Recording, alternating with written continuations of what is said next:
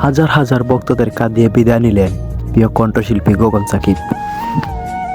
তিনি নিজেই বলেছেন, বিদায় সঙ্গীত জগৎ, দুঃখের ন।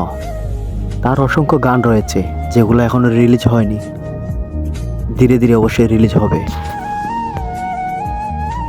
2019 থেকে 2025 পর্যন্ত তিনি সোশ্যাল মিডিয়ায় কাজ করে গেছেন এবং দর্শকদের মনে জায়গা করে নিয়েছেন।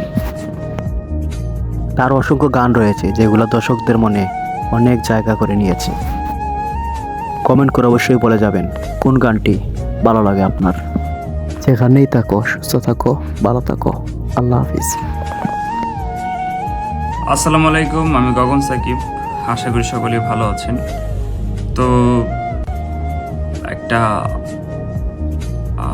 সুখের সংবাদ না দুঃখের সংবাদ আসলে আমি নিজে বলতে পারতেছি না।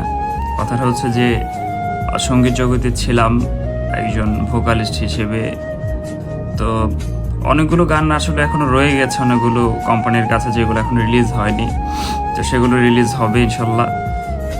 আর কোনো নতুন গান আসবে না। এরপর সঙ্গীত জগৎকে বিদায় জানালাম যে কোনো একটা কারণটা যদি প্রয়োজন বোধ করি কোনো না কোনো দিন আমি শেয়ার করবো ইনশাল্লাহ।